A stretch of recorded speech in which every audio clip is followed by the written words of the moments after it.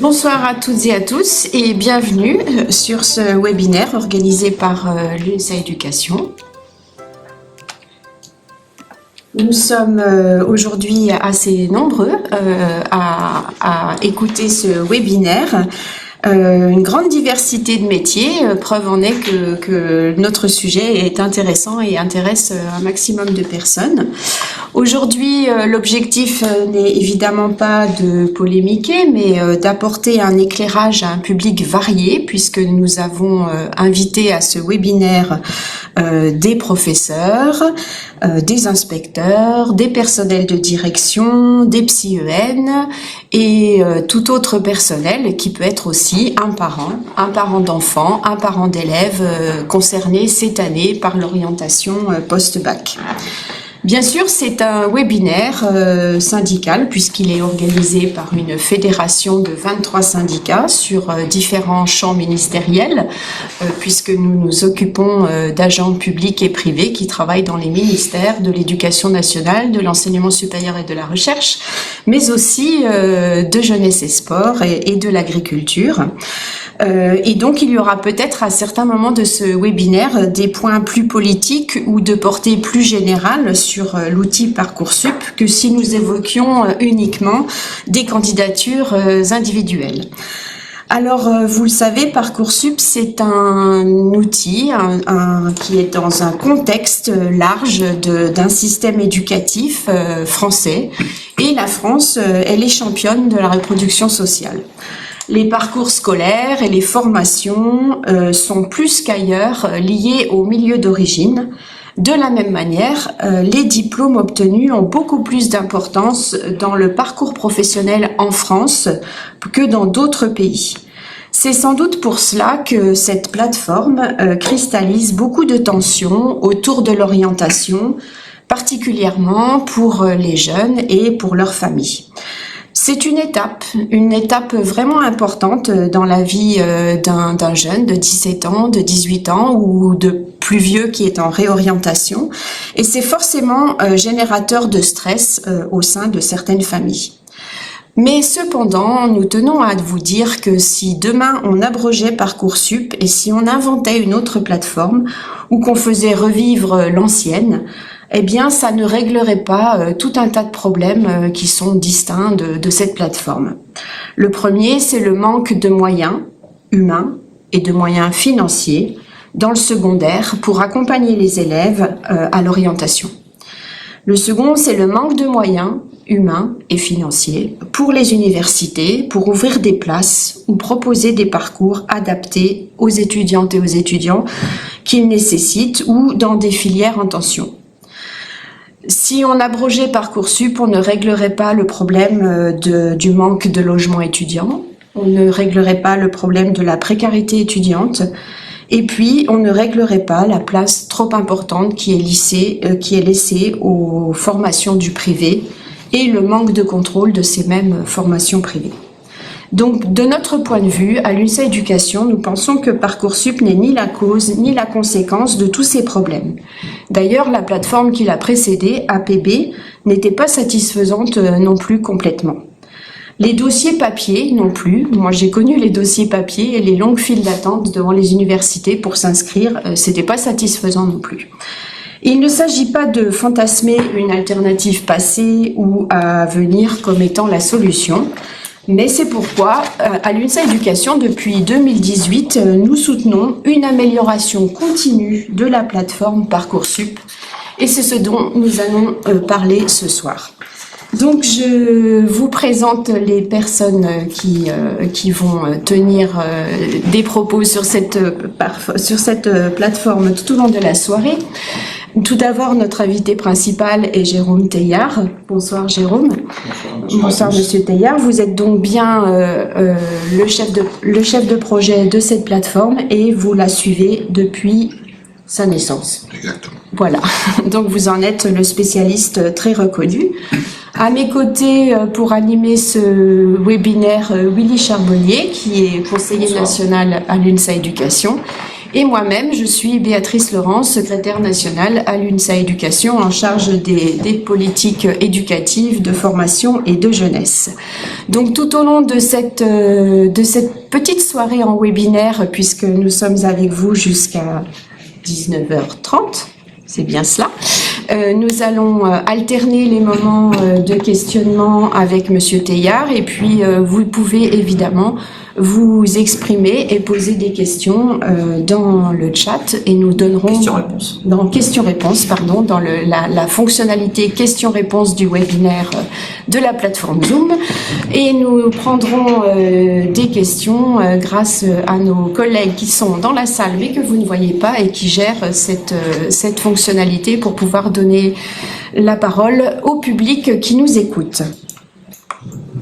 Alors, Monsieur Teilhard, on va commencer une première partie avec des propos un peu généraux, mais disons que c'est utile de rappeler certaines choses, parce qu'il y a beaucoup de contre-vérités qui circulent sur la plateforme. Donc on aimerait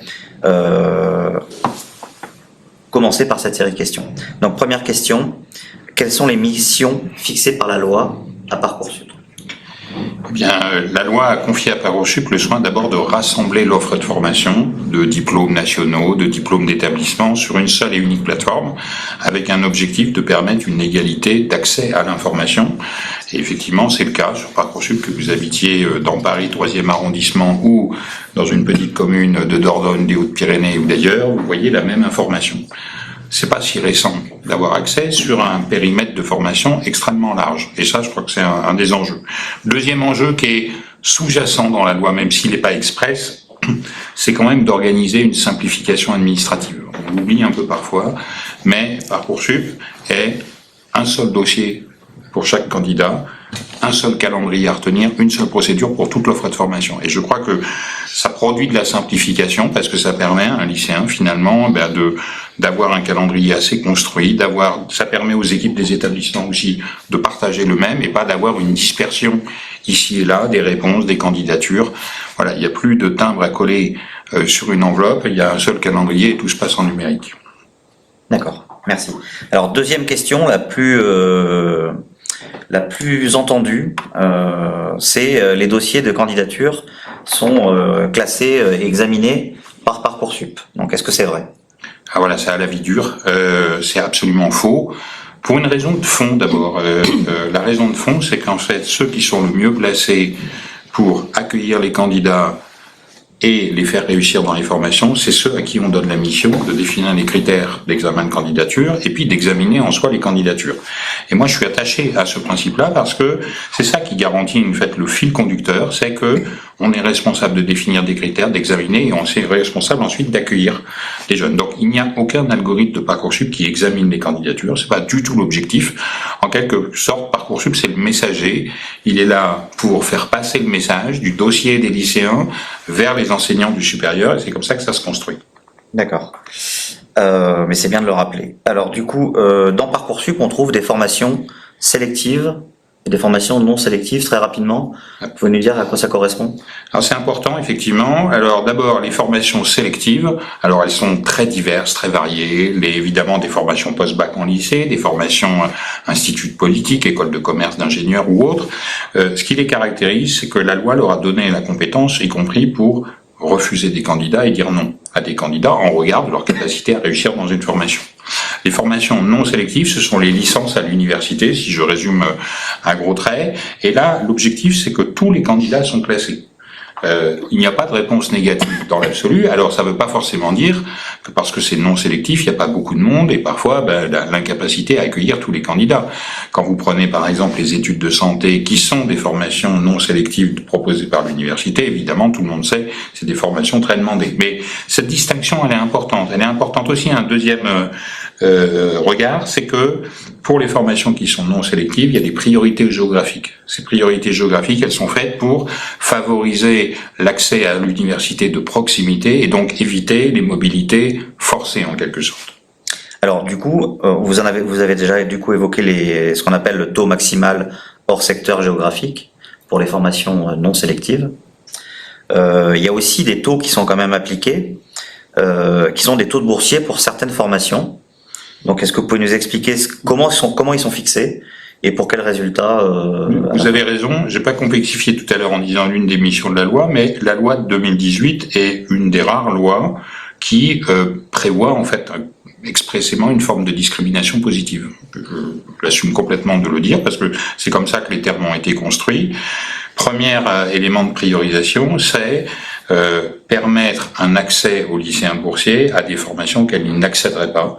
Je crois que Madame Laurent a redit tout à l'heure ce qui est une caractéristique du système éducatif français, qui est quand même extrêmement hiérarchisé en fonction de la situation sociale des parents. Là, on encourage et on priorise. En fait, c'est une forme d'ascenseur social. On fait remonter des boursiers dans les classements. Et pour vous donner une illustration, sur 2025, c'est 17 000 lycéens boursiers qui ont eu la formation qu'ils demandaient, qu'ils ne l'auraient jamais eu s'il n'y avait pas eu ces quotas qui sont définis par les recteurs en lien avec les responsables de formation. Le deuxième élément, c'est le critère géographique qui, là aussi, donc il y a bien une finalité aussi sociale. Alors, faut le dire, on ne peut pas, au moment du post-bac, rattraper toutes les inégalités qui se sont constituées au fur et à mesure aussi du cheminement, puis que notre société aussi entretient. Mais néanmoins, il y a une vraie action. J'ajouterais même, parce que même si c'est pas à travers un quota, mais on encourage les lycéens qui sont en cordée de la réussite. On est en pleine semaine des cordées de la réussite dans les établissements. Je trouve que c'est aussi le cas de l'occasion de le dire. Eh bien, les lycéens qui participent à des cordées de la réussite, ce dispositif d'égalité des chances, eh bien, 40% des formations se sont engagées à leur donner un coup de pouce. C'est vraiment réel. Si je prends par exemple les lycéens professionnels, c'est un peu plus 5,4 points supplémentaires de taux de proposition pour ceux qui sont encordés que les autres. Donc voilà, ça a un effet effectif et ça participe à ce que veut faire aussi la plateforme Parcoursup, et pas simplement une plateforme de transmission, mais aussi une plateforme qui a un rôle social à assumer. Alors juste en 2 mots, si vous pouvez, le cas particulier pour nos amis ultramarins sur la sectorisation géographique.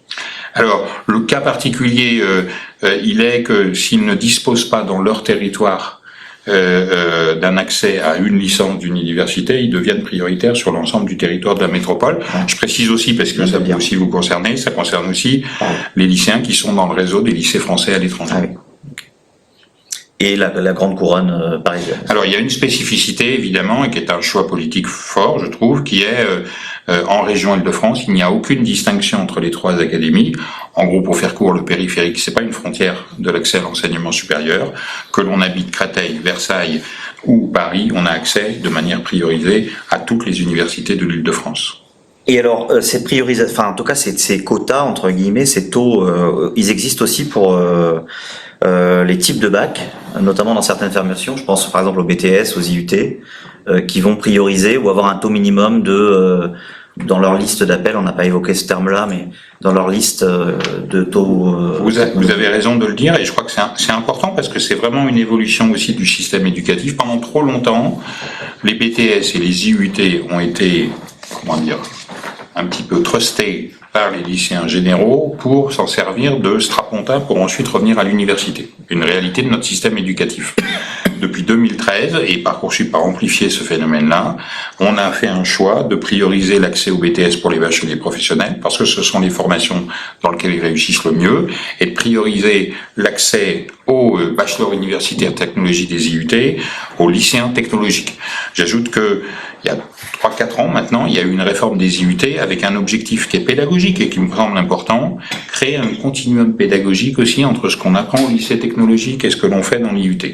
C'est aussi un enjeu de réussite pour ces jeunes-là et essayer de prioriser des places de manière à offrir un accès à l'enseignement supérieur à tous les types de lycéens de manière égale. Alors on en reparlera pour les lycéens professionnels tout à l'heure. Très rapidement, vu vous avez une vision d'ensemble quand même de l'orientation post-bac, est-ce que vous pouvez nous donner les filières qui sont les plus en tension? Alors, parmi les formations dans le trio de tête, si j'exprimais comme ça, les formations études de santé à l'université, les passes à l'université qui sont les plus demandées sur Parcoursup. En 2, vous avez parmi l'ensemble des formations d'école d'ingénieurs, et puis en 3, vous avez les instituts de formation aux soins infirmiers, les IFSI, qui sont les plus demandés. Ceci étant, ensuite, il y a des situations de tension qui peuvent être variables selon les territoires, et on retrouve traditionnellement les licences de droit, les licences de psychologie, les licences de STAPS, les licences d'AES, qui font partie des formations qui sont les plus demandées par les lycéens.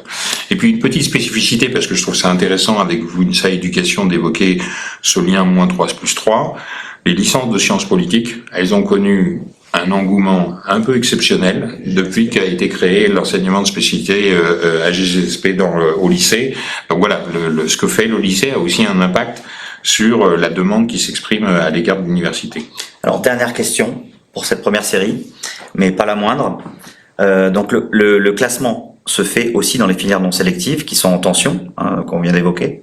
Et la question qu'on peut se poser, donc du coup, c'est est-ce que ça revient pas à une sélection par la capacité d'accueil?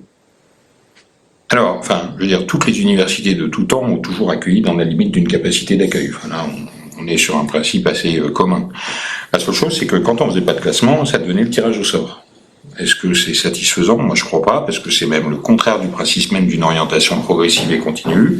Le fait de faire un classement, c'est simplement de permettre que, quand il y a plus de candidats qu'il n'y a de places, d'avoir un ordre raisonné en regard des attendus, en regard des critères qui sont des critères pédagogiques. Je crois que c'est ça qui est important à retenir. Ça n'a pas changé la manière dont l'université n'est pas devenue sélective parce qu'il y a un classement. Simplement, il y a un moment, il y a des formations qui ont plus de candidats que de places et il faut trouver les éléments de critères. On a choisi de les faire attachés à la pédagogie et à la capacité à réussir dans la formation. Et je crois que c'est important, c'est mieux que le tirage au sort, évidemment. Et puis, il faut aussi, des fois, parce que j'ai une vue d'ensemble, comme vous l'avez indiqué, il y a évidemment des formations qui sont en tension à l'université, il y en a beaucoup qui ne sont pas en tension. Et dans lequel tous les candidats sont admis, et ce qu'on apporte aussi cette information, je crois qu'il y a même des formations de licence qui ne font pas de classement parce qu'elles ont des fois moins de candidats que de places, ou alors parce que même si optiquement elles ont plus de candidats, elles savent très bien qu'elles vont remplir inférieur à leur capacité d'accueil. Bon, merci pour la première salle de questions. On enchaîne tout de suite avec le bilan de 2025. Nous allons profiter de votre présence, Monsieur Teilhard, pour regarder comment se déroule la procédure dans son ensemble, parce qu'effectivement, on a dit que souvent ça faisait du stress, toute l'année sur Parcoursup, et donc nous allons regarder les statistiques de l'année 2025 et vous pourrez les commenter avec nous. Alors, on vous partage en même temps à l'écran ces statistiques. Peut-être que ça appelle quelques commentaires de votre part. Oui, c'est 980 000 candidats. On n'en a jamais eu autant sur Parcoursup. C'est 63 000 de plus qu'en 2023. Voilà, j'ai pas en tête la ville que ça représente en France, mais enfin chacun voit bien que c'est quand même pas complètement indifférent.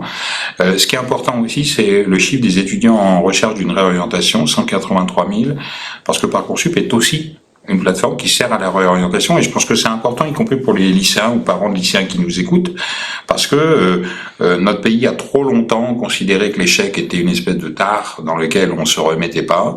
Je pense qu'aujourd'hui, il faut montrer que la réorientation peut faire partie d'un processus progressif de recherche.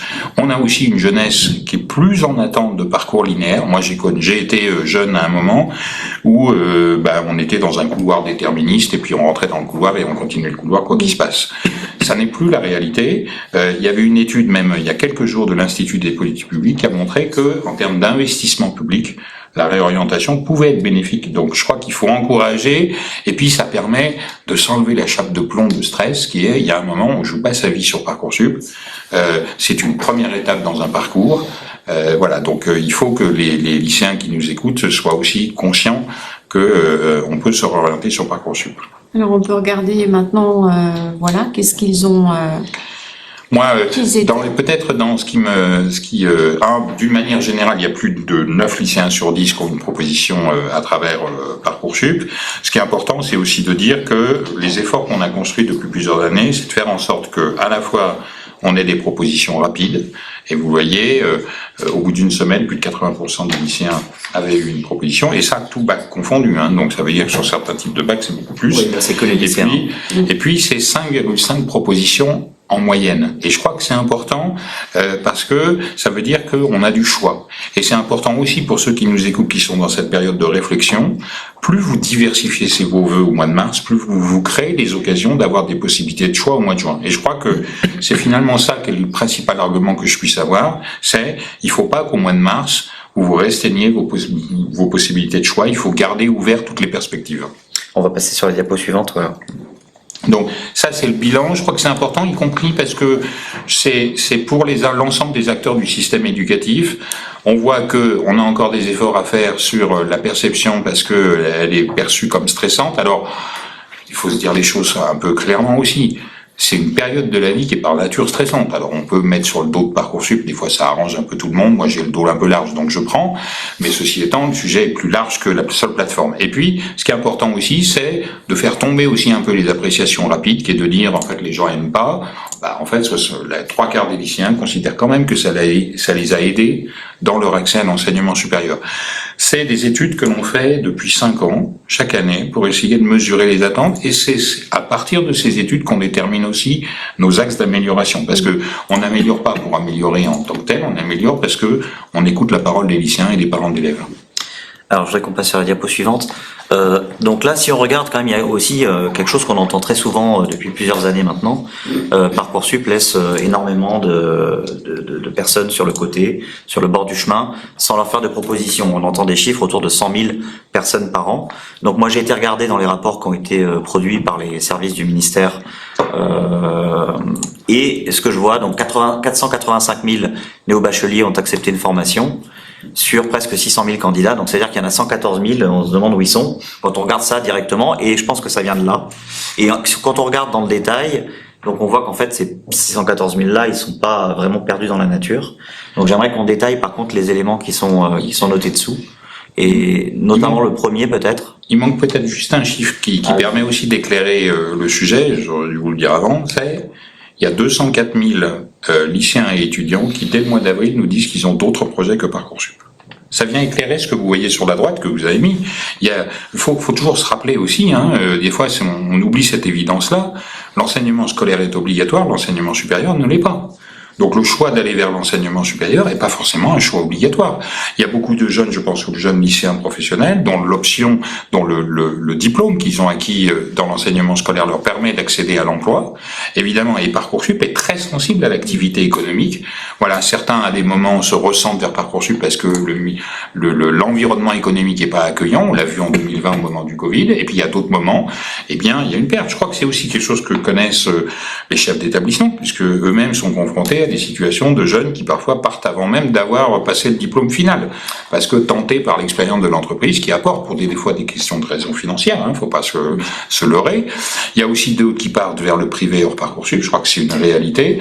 Nous, ce qu'on essaye de faire, et moi j'insiste, évidemment le privé hors Parcoursup a des moyens financiers que j'ai pas en termes de communication, mais enfin il lui manque quand même beaucoup de choses, c'est-à-dire que si déjà il est en dehors de Parcoursup, c'est qu'il ne peut pas y rentrer, il faut pas se tromper. Faut pas confondre les choses.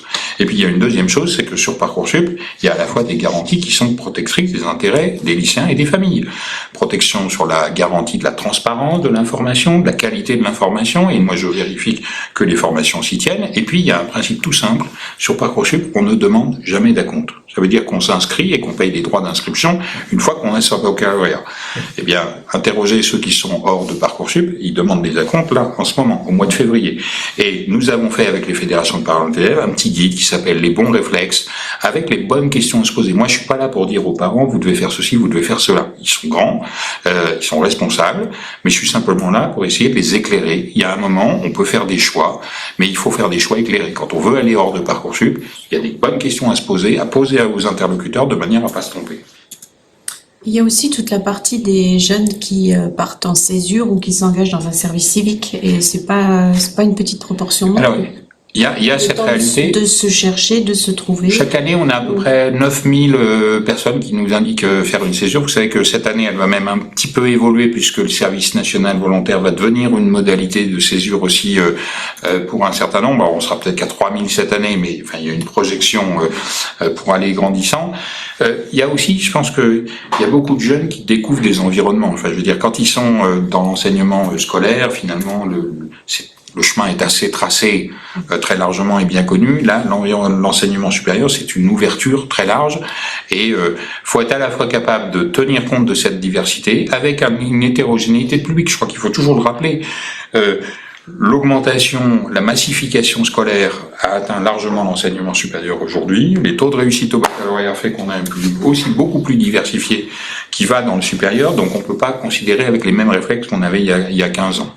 Alors juste pour reprendre sur la diapo précédente du coup, et très rapidement comme ça on va laisser de la place à des questions déjà. Donc quand on a préparé ce webinaire, on a échangé et dans nos discussions sont arrivés un problème particulier, enfin une situation particulière, la diapo d'avant. Ouais. Merci. Donc c'est le parcours des lycéens professionnels. Donc avec là qui sont davantage impactés par le manque de réponses positives ou par une évaporation, on va dire, en arrivant dans le supérieur. Je pense que c'est intéressant, puis le baccalauréat professionnel, si je me trompe pas, fête ses 40 ans cette année, donc c'est un moment de réflexion aussi. L'ambiguïté sur poursuite d'études ou insertion, je pense qu'elle est depuis le début, et elle est de plus en plus forte aujourd'hui, parce que, et y compris, on voit beaucoup de jeunes bacheliers professionnels intéressés par l'apprentissage, parce qu'il permet de conjuguer les deux. Et c'est toujours intéressant de voir aussi à quel point ces jeunes lycéens professionnels, ils sont aussi marqués par ce que fait leur génération. En fait, leur génération va dans le supérieur. C'est difficile d'être celui qui n'y va pas quand toute sa génération y va. La deuxième chose, c'est que il faut le reconnaître, l'offre de formation supérieure n'a pas été véritablement pensée pour ces bacheliers. C'est l'offre en BTS, alors c'est aussi l'offre de certificats de spécialisation, les anciennes mentions complémentaires, mais enfin, quand on regarde ce qu'est l'offre pour des bacheliers généraux, c'est pas du tout le même. Et puis on peut même réfléchir plus loin, en se disant, c'est quand même bizarre, on a construit pour les bacheliers généraux de l'offre non sélective, pour les publics bacheliers professionnels, il n'y a que de l'offre sélective. Donc, je crois que c'est aussi, et vous avez raison de le pointer, et la transparence qu'apporte Parcoursup sur les données sont aussi pour faire réfléchir les acteurs politiques, sociaux et autres sur cette réalité-là, qui à un moment doit changer, qui dépend aussi de la manière dont on s'interroge sur qu'est-ce qu'on veut faire, qu'est-ce que veulent faire ces lycéens-là, qu'est-ce qu'on veut faire de ce qu'on enseigne au lycée et puis dans le supérieur. Voilà, il y a sans doute en permanence cette question qui doit être posée sur comment on place le positionnement de l'offre de formation professionnelle pour ces jeunes bacheliers professionnels, dont une partie va aller en emploi, dont une partie va aller dans d'autres activités, mais qui ont sans doute besoin d'une offre mieux adaptés à la réalité de leurs possibilités. Alors il y a les parcours, ce qu'on appelle les réponses WICI, avec des parcours adaptés. Ils existent. Il y a certains endroits où il y a des parcours adaptés qui sont prévus pour entrer à l'université quand on est particulièrement, on va dire, fragile au niveau académique et particulièrement pour les lycéens professionnels. Donc ça, ce serait une des possibilités. Mais je suis désolé, j'aimerais qu'on prenne des questions, à moins que vous ayez vraiment quelque chose. Allez-y, non. Donc s'il y a des questions, peut-être arrêtez. Voilà. Oui, alors il y a une première série de questions concernant les profils. Les profils des candidats Parcoursup. Alors je vais les mettre dans un premier chapeau avec une question dont vous avez évoqué, la question des jeunes en césure. Sont-ils désavantagés dans ce système? Donc, je vais rajouter les élèves qui n'ont pas leur bac. Il y a une question par rapport à ça. Est-ce qu'ils peuvent quand même candidater sur Parcoursup? Aussi la question des jeunes adultes en reconversion. Peuvent-ils bénéficier de la plateforme? Et puis aussi les sportifs de haut niveau. Est-ce que on pense à eux? Alors, très bien, c'est des questions importantes. En césure, on n'est jamais, défavorisé, puisqu'en fait, l'information sur une demande de césure, je ne la transmets jamais aux établissements au moment où ils examinent les candidatures. On ne la transmet qu'au moment de l'inscription, de manière à ce que l'établissement puisse faire la démarche d'engager le dialogue avec l'élève qui souhaite rentrer. Et je rappelle que quand on est en césure, on est inscrit comme étudiant, et du coup, on a le bénéfice de sa place qui est conservé pendant sa période de césure. Deuxième chose, les lycéens qui n'ont pas le bac. Alors, Parcoursup est d'abord une plateforme post-bac par construction. Il peut arriver qu'il y ait certains types de diplômes, je pense notamment à des brevets des métiers d'art, dans lesquels il y a des spécificités particulières, où on passe pas exactement le baccalauréat, mais il y a certaines formations post-bac qui sont ouvertes. Troisième élément, sportif de haut niveau, est-ce que j'y pense? Oui, j'ai fait hier et mardi des temps d'échange avec les jeunes et les familles, avec les directeurs techniques nationaux. C'est important parce que sur Parcoursup, il y a deux choses, des mesures distinctes qui ont été prévues par la loi pour ce public-là. D'abord, la possibilité qu'ils s'identifient et que on valorise aussi leur parcours de sportif de haut niveau. Je crois que c'est important pour des jeunes qui ont un agenda multiple. Et puis la deuxième chose, il y a une solution un peu roue de secours, je veux dire, un examen dérogatoire que peut faire le recteur quand un jeune sportif de haut niveau, finalement, n'arrive pas à trouver un établissement qui soit compatible avec la poursuite de son activité sportive. Dernier point, vous aviez les jeunes adultes en reconversion. Vous savez, Parcoursup, c'est comme d'autres choses, ça échappe à son créateur. Et toute l'équipe n'avait pas prévu exactement qu'on ait, aujourd'hui, là, si vous reprenez les chiffres, on est à peu près sur 112 000 candidats qui ne sont plus inscrits ni au lycée, ni à l'université. Donc, en fait, des jeunes en reconversion. Évidemment, et je trouve que c'est intéressant, y compris dans le cadre de l'UNSA ou l'éducation, d'avoir ce dialogue avec vous tous, c'est que, quelque part, ça traduit aussi le fait de la méconnaissance ou la difficulté que rencontrent les Français à accéder à la formation tout au long de la vie. Parcoursup, c'est tellement éclairé, c'est tellement un marronnier médiatique qu'en fait tout le monde en a entendu parler. Par contre, ensuite, comment on va dans une formation quand on est un jeune adulte, voilà. Et puis, la deuxième chose, c'est que souvent on voit, y compris sur les plateformes de formation continue, il y a alors l'aide au permis de conduire. Là, j'ai vu que ça s'arrêtait pour le CPF, mais sans doute une bonne chose. Mais il n'y a pas les diplômes en dur. Et donc, ils se retrouvent sur Parcoursup et on a ce public-là. Et évidemment, je crois que c'est important dans notre réflexion parce que ça veut dire qu'il y a une demande de formation à laquelle on doit trouver une réponse. C'est pas toujours Parcoursup qui est le meilleur vecteur de cette réponse-là, mais en tout cas, c'est un sujet important. Une autre série de questions qui concerne la géographie. Voilà, c'est une question qui est souvent posée. Beaucoup de questions tournent autour de ce problème. Je suis un lycéen inscrit dans telle région, dans mon lycée dans telle académie. Par contre, mes parents sont dans une autre académie, par exemple. Ou alors, je souhaiterais postuler dans une formation dans telle région parce que j'y ai de la famille, je peux y être hébergé. Et comment je procède, comment le système Parcoursup répond à ce genre d'interrogation. Évidemment qu'il y répond parce que Parcoursup, c'est l'expression de la vie sociale. Il y a toute une génération de lycéens, donc c'est important qu'on soit présent pour y répondre. Première chose, il y a un principe de base sur Parcoursup, c'est que son adresse de référence, c'est l'adresse de résidence des parents. Après, il y a des possibilités de dialoguer avec les rectorats dans le cadre de son dossier Parcoursup pour prendre en compte une situation de divorce des parents, une situation de déménagement professionnel, par exemple. Deux principes à rappeler pour tous ceux qui nous écoutent. Un, quand on veut aller dans une formation sélective, il n'y a pas de territoire en soi. On peut candidater partout en France. Il n'y a pas de sectorisation géographique. Donc, vous avez la possibilité de candidater partout.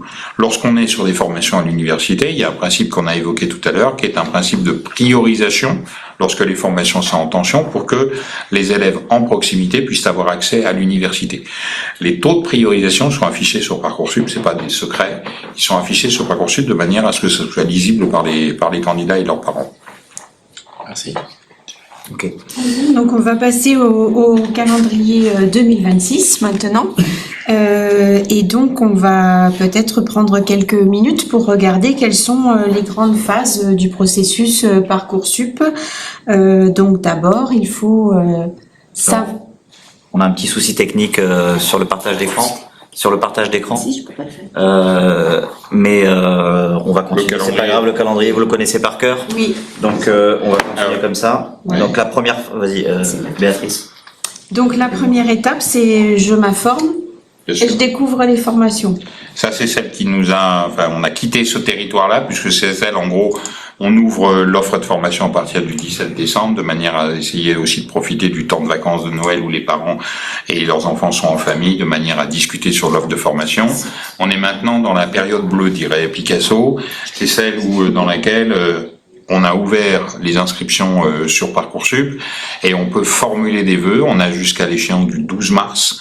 C'est important à retenir et jusqu'au 1er avril pour finaliser son dossier. J'ai jeté un coup d'œil ce matin. On est tout à fait, je crois que j'ai plus de 450 000 lycéens qui sont déjà inscrits. Donc en fait, ça veut dire que ça tourne, qu'il n'y a pas de difficulté. Évidemment, moi j'encourage tous les lycéens qui le souhaitent à le faire. Ça prend quelques minutes, simplement. Et puis ensuite, ils peuvent formuler des vœux. Ils en avaient déjà fait plus de 2 millions, vous voyez, ce matin. Donc c'est que ça tourne. Donc on est sur la deuxième phase. Donc deuxième phase, je m'inscris. pour formuler mes vœux et je finalise mon dossier. Absolument. C'est important de peut-être de bien préciser aux parents qu'est-ce que veut dire l'échéance du 12 mars, qu'est-ce que veut dire l'échéance du 1er avril. Le 12 mars, c'est la date limite pour formuler ses vœux. Ça veut dire que le 13 mars, on peut plus faire de vœux. Ça veut dire que je fais pas de troc le 13 mars. Donc vous avez le temps. Parcoursup, c'est pas une course de vitesse pour ceux qui nous écoutent ce soir. Il n'y a pas besoin de se précipiter ce soir. C'est pas parce qu'ils font tous leurs vœux ce soir qu'ils seront davantage pris ou sélectionnés que ceux qui font les vœux le 11 mars. J'espère qu'il y en a peu. Ma réalité, je sais qu'ils sont nombreux à faire ça au dernier moment. Mais ceci étant, voilà, je suis pas exemplaire non plus quand je fais mes impôts. Deuxième échéance, c'est le 1er avril. En fait, la différence entre les deux, c'est qu'entre le 12 mars et le 1er avril, vous complétez votre dossier. Vous avez peut-être ici, là, une demande de lettre de motivation. Vous avez peut-être des éléments plus spécifiques. Je prends par exemple les DNMAD, qui sont souvent dans des lycées d'ailleurs. Les DNMAD, on vous demande une forme de book exprimant votre créativité artistique. Et puis, il faut jamais oublier que pendant ce temps-là, moi je travaille aussi avec tous les collègues chefs d'établissement pour remonter les notes, remonter l'ensemble des fiches à venir, enfin tous les éléments qui constituent un dossier. Donc voilà, on se retrouve tous début avril pour finaliser les dossiers de manière à ce que ce soit ensuite que les formations puissent examiner les candidatures. Et donc juste après, on commence à recevoir les réponses et là, on va on est content. On reçoit des réponses à partir du 2 juin. Alors c'est un moment, c'est sans doute ça aussi qui fait que Parcoursup c'est un, je ne veux pas dire que c'est comme Noël, mais enfin il y a un moment où c'est un jour J dans lequel pour toute la France et pour tout le monde, le processus est progressif, il va jusqu'au 11 juillet. Pourquoi le 11 juillet? C'est parce que les derniers résultats du baccalauréat nous arriveront le 10 juillet, et donc on est complètement articulé avec le baccalauréat. C'est pour ça par exemple qu'on suspend les délais de réponse quand il y a les épreuves écrites du baccalauréat, de manière à ce que les élèves puissent se concentrer sur les épreuves du bac. Très bien. Et donc, une fois qu'on a dit tout ça, on va se pencher sur le processus et comment il a évolué, parce que finalement, depuis 2018, il n'y a pas 2 années qui se sont complètement ressemblées. La plateforme et le processus ont beaucoup évolué, donc on va regarder quels sont les principaux changements et leurs effets. Déjà, oui, si vous en avez en tête. Écoutez, moi, il y a 2 choses en fait. Le premier élément qui est venu le premier, c'est en fait répondre à l'attente des lycéens et des parents sur je veux comprendre et connaître les critères. Voilà, et je crois que c'est un point important, légitime par ailleurs, parce que plus on est transparent, plus on facilite aussi le travail dans les lycées d'accompagnement à l'orientation. Donc c'est un travail progressif dans lequel on accompagne les formations. Et voyez bien, moi c'est pas quelque chose que je me lève le matin en disant je vais être plus transparent ou pas, c'est que ce sont les formations qui définissent les critères. Donc moi j'ai un travail de conviction, donc on a essayé de formaliser. Le point qui est important peut-être que pour retenir leurs parents, quand on va dans des salons, moi ça m'arrive régulièrement, je sors toujours un peu étourdi parce que j'ai vu beaucoup de stands, il y en a aucun qui se ressemble, il y en a aucun qui priorise l'information de la même manière. Et ça, pour l'œil humain, c'est perturbant, et pour la capacité à comparer, c'est perturbant. Sur Parcoursup, on a fait le choix inverse. C'est toujours la même présentation, toujours les mêmes informations au même endroit pour faciliter la capacité à comparer. Et je crois que c'est ça que veulent ceux qui nous écoutent. Le deuxième enjeu qu'on a eu, qui est un travail plus récent, qui est un travail de longue haleine, qui est finalement, je veux rendre Parcoursup plus prévisible. Parce que le sentiment d'angoisse, le sentiment d'injustice peuvent être tirés du fait que je ne m'attendais pas à la réponse que j'ai reçue. Et on a développé des outils que d'ailleurs, je le signale, on a testé auprès de 645 000 élèves, en leur testant des solutions techniques, des solutions de visualisation pour comprendre comment eux comprenaient l'information. Souvent, moi j'ai l'occasion de le dire, c'est plus la capacité à comprendre qui est importante que la transparence. On peut être très transparent et incompréhensible. Vous savez, E égale MC2, c'est hyper transparent. Moi, je sais pas comment ça se comprend, mais voilà. Mais vous voyez, la capacité à aider les lycéens à comprendre, c'est important, je crois. Et puis il y a un aspect, moi, qui m'importe, parce que y compris avec vous ce soir, c'est que notre travail est aussi comment on aide chefs d'établissement et enseignants, professeurs principaux à suivre et à accompagner leurs élèves. Et je crois que c'est aussi des éléments qu'on essaye de travailler, parce que Parcoursup, c'est un équilibre entre des parents, des enseignants du secondaire, des enseignants du supérieur. Et il faut essayer d'améliorer le tout, en quelque sorte, en trouvant toujours des compromis entre les intérêts des uns et des autres. Alors, il y a un autre quand même enjeu qui est majeur.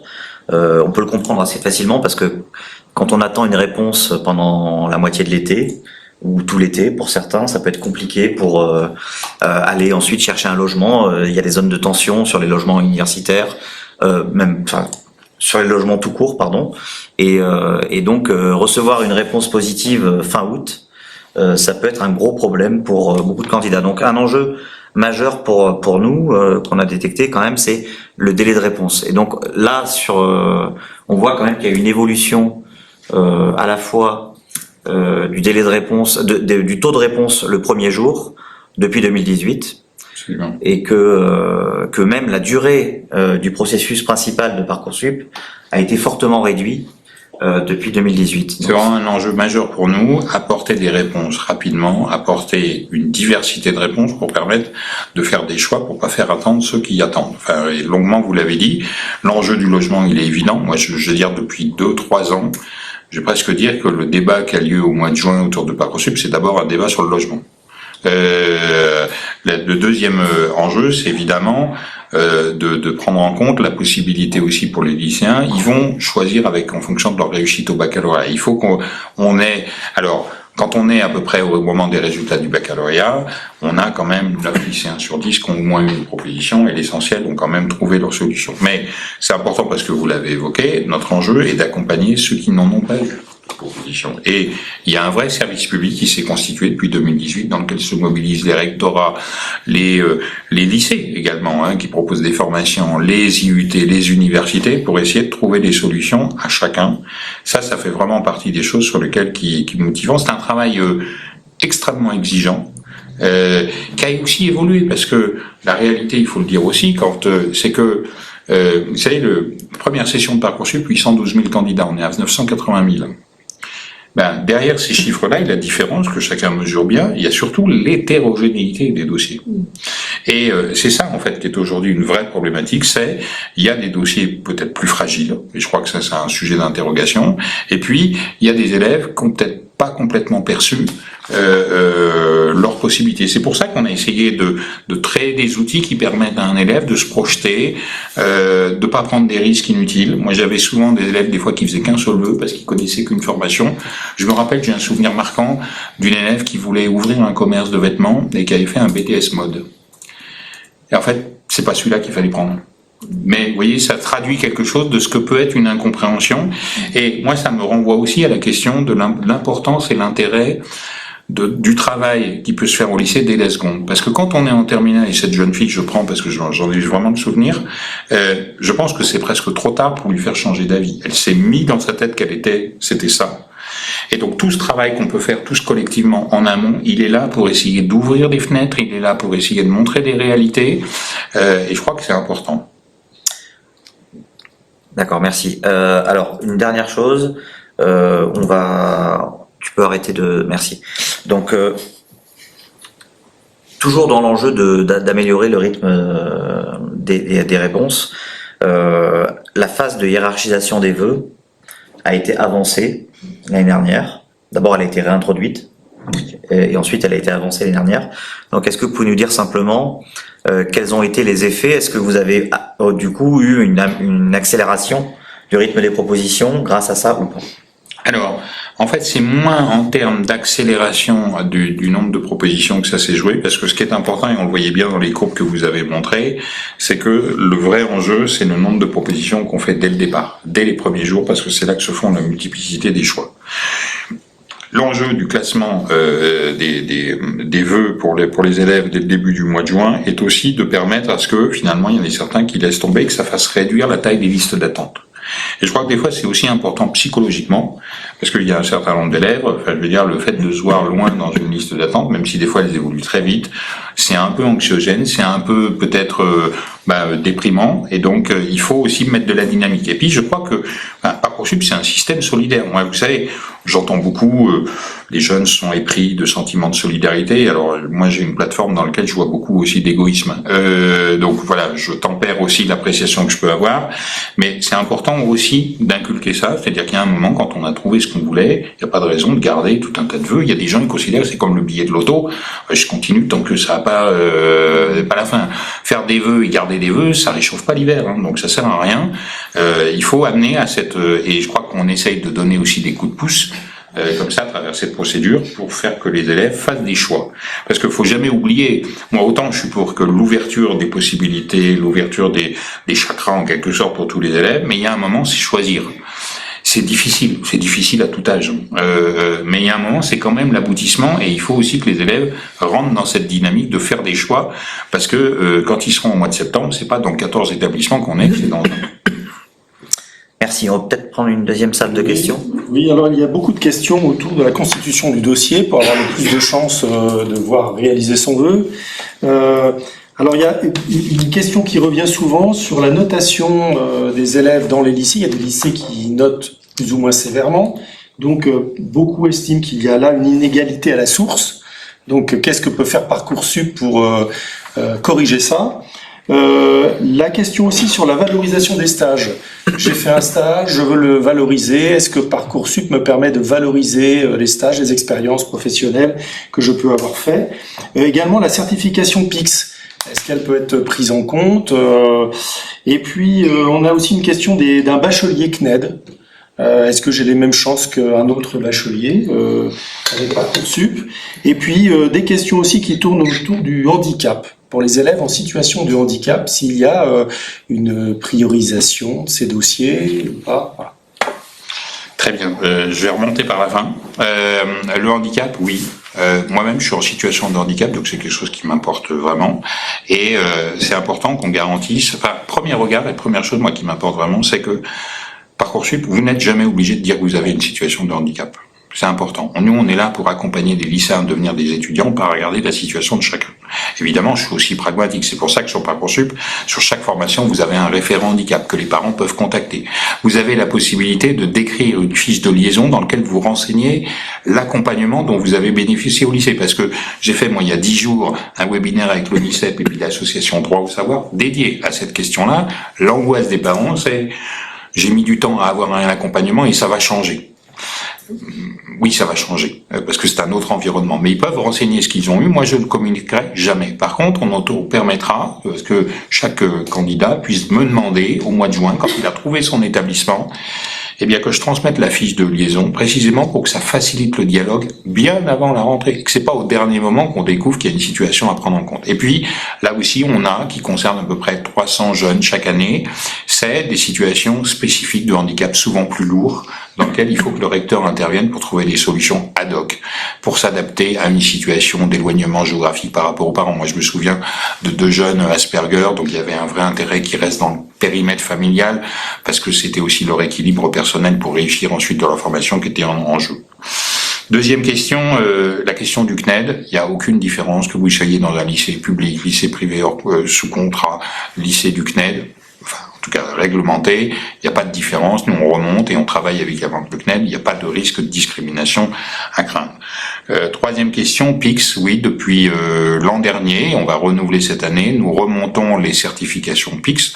Je crois que c'est un élan que ça donne aussi à cette certification qui est, je crois, importante parce que on voit bien tous que cette génération doit être évidemment éduquée, informée sur la question des compétences numériques. J'ai même vu que l'IA venait rentrer maintenant dans PIX et je pense que c'est souhaitable. Donc on remonte toutes ces informations-là. La question des stages, important, effectivement. Parce que moi j'ai toujours, et je milite pour ça, un élève n'est pas qu'un élève. Il est aussi un jeune qui a une activité artistique, culturelle, sportive, associative, voilà. Et donc il faut qu'on prenne en compte aussi ce qu'est la réalité, parfois en dehors de l'établissement, ou même dans l'établissement. Quand je participe à des actions, je suis délégué de classe, quand je participe à des actions collectives, il faut qu'on le valorise tous collectivement, c'est notre intérêt. Donc oui, les stages, on peut le faire, qu'ils soient seconde, troisième, ou même un stage que vous avez fait pendant l'été. Je peux pas, moi, c'est pas moi qui attribue des points pour dire ça rapporte 3 points, 4 points ou 2 points, mais ça rapporte tellement tout au long de la vie que c'est ça qu'il faut surtout prendre en compte. Il faut pas être consumériste en disant combien ça me rapporte tout de suite, quoi. Enfin, voilà. Je crois que c'est ça aussi important qu'il faut dire aux parents. Il y a une rubrique activité centre d'intérêt, elle est faite pour ça. Dernier point sur la notation. Alors, j'y étais pas, mais je suis sûr que Charlemagne, quand il a créé 2 écoles, il a déjà eu un seigneur qui est venu lui dire qu'il y avait des différences de notation. Enfin, je veux dire, c'est consubstantiel au système, et précisément parce qu'il y a des enseignants. Alors, c'est pas ici que je vais attaquer la liberté pédagogique de chacun des enseignants. Et Parcoursup, enfin, comment dire, est-ce que Parcoursup, il peut quelque chose? En fait, il y a quelque chose dans votre question qui est intéressant, c'est que Si je me mettais à y faire quelque chose, il y a un moment, on va revenir sur la question de départ en disant mais c'est Parcoursup qui examine les dossiers puis qui fait un grand algorithme qui va choisir. Non, moi je prends les notes telles qu'elles sont. Alors il faut rassurer aussi tous les parents et qui nous écoutent. Il y a le taux de proposition était de 92,8 sur 650 000 lycéens. Ça veut dire qu'ils sont pas tous du même lycée. Donc tous les lycéens de tous les lycées de France reçoivent des propositions d'admission. Et je crois qu'il faut le dire. Est-ce que le nom du lycée est dans le dossier du Parcoursup? La réponse est oui. Il l'est depuis 2018. Est-ce que c'est un critère? La réponse est non. C'est pas un critère. On fait pas de distinction en disant vous venez d'ici ou vous venez de cela. Après, il y a un travail de fond qu'a engagé le ministère et auquel tous les acteurs du système éducatif sont engagés, qui est le travail sur projet d'évaluation d'établissement, d'harmonisation, parce que alors moi je l'ai vu quand j'étais lycéen, mais c'est pas mon exemple qui est important, mais en tout cas on voit bien, il y a des fois, les différences de notation peuvent être aussi importantes à l'intérieur du même lycée que entre lycées. Et imaginez si vous me demandiez de faire quelque chose et que moi je prends un lycée comme ça, il note peut-être plus que les autres, mais à l'intérieur de ce lycée, il y a un professeur qui note bien dessous que les autres. Celui qui est élève, il se trouve pénalisé 2 fois si je faisais une régulation. Donc il n'y a pas de système magique. Voilà, il y a des principes forts à poser en disant on ne fait pas de discrimination selon les lycées, je crois que moi j'y suis attaché, et puis il y a un travail de fond à conduire pour savoir comment on arrive un peu à harmoniser les principes. Harmoniser, ça ne veut pas dire uniformiser. Je pense que s'il ne faut pas se tromper sur les termes, mais c'est aussi un élément qui fait avancer. Et puis, vous le savez, parce que ça a été un moment de débat, il y a un moment où on faisait les épreuves de DS en mars, précisément pour que les épreuves de DS nationales soient dans le dossier Parcoursup. L'histoire a fait qu'on est revenu sur cette situation. Je note qu'il y aura, à partir de cette année, l'épreuve en première scientifique. Ça va participer à rééquilibrer, parce qu'aujourd'hui, il y a des formations, parce qu'elles sont aussi alertées par ces différentes notations d'établissement, qui peut-être survalorisent la note de français parce qu'elle est toute seule, et que c'est une note du baccalauréat. Donc sans doute que la note de sciences va aussi permettre de rééquilibrer et d'apporter de l'information homogène. Mais voilà, il faut rassurer les parents à cet égard. Tous les lycéens de France, de tous les lycées de France reçoivent des propositions. Si c'était pas le cas, croyez-moi que je serais pas ici ce soir. Mon sort aurait été réglé bien avant. Nous allons entrer dans la dernière partie de notre webinaire et donc nous allons parler maintenant de l'information et de l'accompagnement des jeunes. Alors vous en avez déjà parlé tout à l'heure, Monsieur Teilhard, mais peut-être qu'il faut insister sur ce point-là. Est-ce que toutes les formations existantes sont sur Parcoursup ? Non, elles n'y sont pas, puisque dans notre pays, on peut créer une offre de formation, de manière assez simple d'ailleurs, mais qui pour autant ne sera pas sur Parcoursup parce qu'elle n'a pas la reconnaissance de la qualité de ce diplôme. C'est un travail qui est encore en progression. Vous savez, il y a un projet de loi qui est déposé au Sénat, qui va se débattre en avril, d'ailleurs, sur renforcer la régulation de l'offre de formation privée, de manière qu'on renforce les exigences de qualité. Moi, j'y suis favorable, et avec un principe qui est posé dans ce texte-là, c'est que finalement, le juge de paix est un peu sur Parcoursup. Sur Parcoursup, on doit trouver que des formations de qualité. Quand c'est pas de qualité, c'est pas Parcoursup. Voilà, je crois que c'est ce qu'entendent les parents, parce que ça doit être simple pour eux. C'est pas encore toujours le cas aujourd'hui, même si nous on apporte des garanties. Mais je crois que voilà, d'aller dans ce sens de cette régulation et de cette confiance. On met des fois des petits outils pour essayer d'aider. Par exemple, sur la fiche formation Parcoursup, vous avez une carte d'identité. J'ai fait exprès de l'appeler carte d'identité parce que je crois que, on va le voir, c'est important parce que ça frappe l'imaginaire de tous et que on permet d'avoir les informations essentielles utiles pour se repérer. Alors on va regarder tout de suite en partageant l'écran, à savoir où est-ce qu'on trouve de l'information fiable. Alors, je vous dirais que les sites publics, c'est bien pour trouver de l'information fiable. Voilà, moi je crois au service public, j'y suis attaché. Il y a à la fois de l'information sur Parcoursup, et je vous le dis, Parcoursup est ouvert toute l'année. Parcoursup est aussi accessible à des parents qui ont leur lycée en seconde ou en première. On peut commencer à regarder. On travaille avec l'ONICEP, évidemment, et je crois que c'est un opérateur important pour apporter de l'information sur les métiers, mais aussi aujourd'hui, dans le cadre du plan à venir, d'apporter des nouveaux outils qui soient des outils qui puissent permettre de travailler de la seconde en première sur des séquences pédagogiques. C'est le cas par exemple de l'outil Mon Projet Sup qu'on a construit avec l'ONICEP en apportant la fiabilité des données de Parcoursup. Moi je crois que c'est vraiment, c'est le point le plus important pour moi, c'est on apporte de l'information qui est fiable et qui est neutre. À l'heure de l'IA, Voilà, il faut que chacun ait une prudence à l'égard des informations qui circulent. Ça n'empêche pas qu'il puisse y avoir des éléments, par exemple pour les professionnels, vous avez raison de le citer, il y a un open data du ministère qui apporte de l'information plus riche. Il y a des opérateurs comme par exemple Substracker qui utilisent les données que nous publions pour les rendre visibles différemment et participer à la culture. Nous, on apporte aussi aux lycéens et c'est important cette question des données parce que vous voyez, aujourd'hui, il y a beaucoup d'informations sur les fiches Parcoursup. Moi, à chaque fois que je réfléchis, je me dis, parce que moi, on me demande tous les jours d'apporter des nouvelles infos. Je pense qu'aujourd'hui, si j'en apporte de nouvelles, je franchis une petite étape qui va dans le sens plutôt de la distinction sociale. Donc je fais plutôt mal plutôt que bien parce que les élèves, on l'a vu, ils sont très différents les uns des autres. Il faut apporter de l'information claire et synthétique. Si on commence à apporter de la complexité, on va pas les aider. On va regarder maintenant quelles sont les cartes d'identité de chaque formation que l'on peut trouver dans Parcoursup. Alors, on n'a pas pu tout mettre, mais... Oui. Bien sûr. Elle est importante, cette petite diapo, parce que vous voyez la question à la fois capacité d'accueil, c'est une petite vignette qui vous montre, c'est un statut public, vous voyez bien en face, quel est le nom de la formation, quel est le diplôme préparé, la capacité d'accueil dans cette formation, puis on a mis les taux d'accès. Le taux d'accès, c'est la proportion de lycéens par type de bac qui ont reçu une proposition d'admission. C'est important parce que vous voyez, quand là on prend l'exemple d'un IUT, je fais écho à ce qu'on s'est dit tout à l'heure, où on a dit qu'il y avait des priorités pour les élèves du bac technologique pour aller dans l'IUT.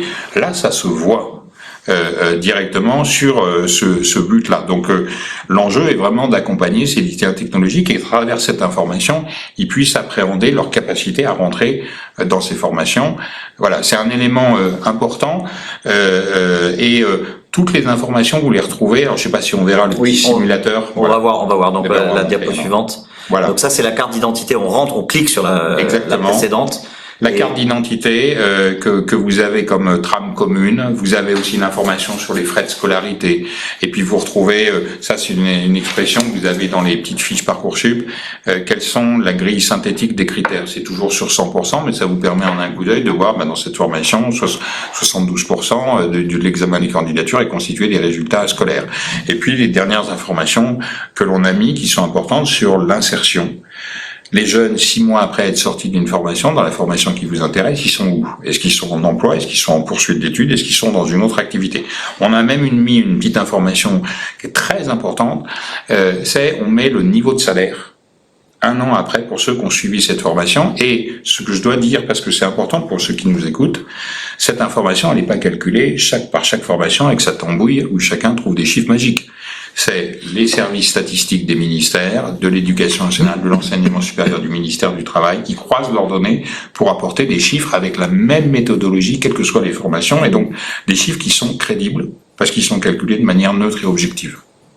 Alors, moi, juste un point quand même, je voudrais citer les journées portes ouvertes. Oui. Donc ça, elles sont référencées, c'est quand même très pratique quand on se renseigne sur une formation, et immédiatement, on a les dates et même des fois des liens de connexion, enfin en tout cas un renvoi. Vous avez même, si vous avez cliqué sur le petit cœur, que vous voyez en haut de la diapo et que vous êtes mis à favori, quand vous avez une formation en favori, vous pouvez demander à Parcoursup de vous faire un petit rappel une semaine avant la date de la journée porte ouverte, histoire qu'on n'oublie pas.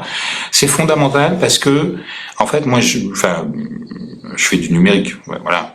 Mais c'est important que les lycéens se rendent compte qu'on ne peut pas, uniquement par la consultation de la plateforme, trouver son avenir. Il faut ensuite aller confronter les choses avec des vrais gens. Il faut dialoguer avec des étudiants, avec des responsables, des enseignants, parce que c'est là qu'on se rend compte qu'on se fourvoie dans une formation dont on avait vu sur Netflix que ça a l'air super, mais qu'en fait, dans la réalité, c'est autre chose. Et puis qu'au contraire, des fois, on confirme. Et puis le dialogue avec les étudiants, moi j'y crois beaucoup. Il n'est pas assez développé dans notre pays, c'est pas à mon goût, mais c'est un enjeu parce que il y a un moment ça rassure, ça enlève des tas de pressions qu'on s'est mis quand un étudiant vous dit au début c'est dur et puis après après Noël voilà tu te sens mieux. Voilà, ça permet de respirer. Alors, quelque chose qui a déjà été évoqué, mais qu'on va regarder un peu plus en détail. Donc l'an dernier, une nouveauté que nous demandions à l'UNSA Éducation, et donc nous avons salué les chiffres d'accès à la formation selon les profils des candidats. Donc type de bac, spécialité, moyenne générale, pour savoir à quel point ils reçoivent ou pas des propositions d'admission. Donc visiblement, l'outil a été extrêmement utilisé, ce qui montre qu'il y avait une attente aussi. Et par contre, moi, vous allez sûrement nous en parler un peu plus dans le détail, mais moi, la question que je pose, c'est ce qui a été critiqué aussi, et ce qu'on peut comprendre, c'est pourquoi positionner le critère sur la moyenne générale avec un curseur qui ne représente pas forcément grand-chose quand on est lycéen en terminale et qu'on a 2 spécialités qui sont des majeures, en fait, qui sont très importantes dans l'orientation et prépondérantes. Oui, alors moi ce qu'il faut pas avoir, parce que la question d'après elle est pas illégitime, hein, c'est je veux avoir une absolue certitude. Plus vous allez me demander d'enrichir et à la fin vous voulez me dire je veux être sûr à 100%. Et moi je suis pas Madame Irma, ni Madame Soleil. D'ailleurs je peux pas vous prédire l'avenir. C'est pas moi qui examine les candidatures. Et du coup on se retrouve dans une contradiction. Vous me demandez de vous apporter une certitude, c'est pas moi qui regarde votre dossier. Donc enfin je sais pas faire. Par contre ce que je sais faire c'est vous donner exactement qu'est-ce que je vois dans le rétro. Et un rétro qui est pas un petit rétro, c'est un rétro sur 3 ans avec des données qui sont quand même où on brasse beaucoup des milliers qui fait que c'est fiable. Et on vous apporte une information qui permet quand même de faire réagir. Alors vous avez raison, la moyenne générale, c'est pas. Alors il faut pas me faire dire ce que je dis pas. Évidemment, si vous voulez aller sur une formation scientifique et puis que votre moyenne générale est constituée, elle est largement rehaussée par l'EPS et l'EMC. Voilà. Mais là, vous fichez de moi là, et vous n'avez pas compris l'exercice. Si vous avez bien compris l'exercice, vous allez regarder les critères. Et d'ailleurs, on vous invite dans cette diapo à aller regarder les critères. Moi, je vous livre pas un résultat certain, je vous livre une information globale qui est faite quand même pour réfléchir. Il y a 2 mois, j'étais dans un salon d'orientation et je vois 2 cas m'arriver très différents. Mais c'est intéressant parce que moi, ça m'a marqué. Un jeune homme très sûr de lui, c'est bien. Je veux aller que dans un seul établissement. Donc je prends le curseur et je mets la moyenne à 20. Il l'avait pas la moyenne de 20, mais je fais exprès. Et donc il a un résultat à plus de 80%. Je lui dis oui, mais en fait ils sont tous dans le plus de 80%. Et 80% c'est pas 100. La maman elle a bien compris. Hein. Elle dit on retourne, on va voir, on va regarder d'autres formations. Et puis je vois arriver une autre jeune fille, baccalauréat technologique STMG, qui me dit je voudrais être médecin. C'est compliqué quand même. Et on a regardé ensemble. Et on a regardé, et j'ai vu que sur les universités pour études de santé, il n'y avait pas de candidat qui était pris avec ce profil-là. Voilà. C'est pas simple, hein, moi, dans la conversation avec la jeune fille. Mais néanmoins, je préférais être le 20 novembre et avoir eu cette discussion avec cette jeune fille, avec sa maman, plus que de me retrouver le 5 juin dans cette jeune fille en incompréhension, pourquoi je suis pas pris, et est-ce que c'est pas la faute à Parcoursup si je suis pas pris. Voilà, donc c'est fait aussi pour ça. Et puis je le dis parce que c'est un élément important. Pourquoi on a mis les notes? Alors on pourra progresser, et je sais, je vous remercie parce que vous avez fait aussi des propositions pour que on améliore l'outil. Il doit être en permanence pour répondre au mieux à la demande. Pourquoi on met des notes? C'est aussi parce qu'on sait, il y a des travaux, par exemple, Camille Terrier qui fait des travaux sur l'orientation et qui montre que du côté des jeunes filles, sur les formations sélectives, quand on ne voit pas de niveau exprimé, on a tendance à penser qu'on n'a pas de niveau. Là où les garçons se voient bien au-dessus du niveau attendu. Voilà, je pense que ça fait écho sans doute pour chacun d'entre vous à des choses qu'ils ont vues, des choses qu'ils ont ressenties, et je pense que c'est important que ça soit un outil de dialogue avec les enseignants. Parce que c'est pas un outil qu'on regarde tout seul, où on se force son propre opinion. C'est un outil de dialogue pour les parents avec leurs enfants, c'est un outil de dialogue pour les enseignants aussi, avec les élèves qu'ils accompagnent, parce que ça donne un point de repère objectif. Ça donne pas la vérité absolue, je la connais pas, mais ça donne quand même des éléments de réflexion. Alors il faut qu'on avance, malheureusement le temps passe. Donc ça c'était la diapo d'avant, c'était les lycéens qui avaient reçu une proposition.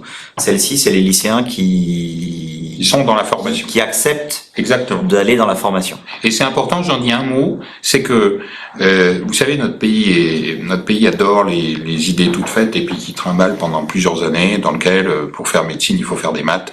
Voilà.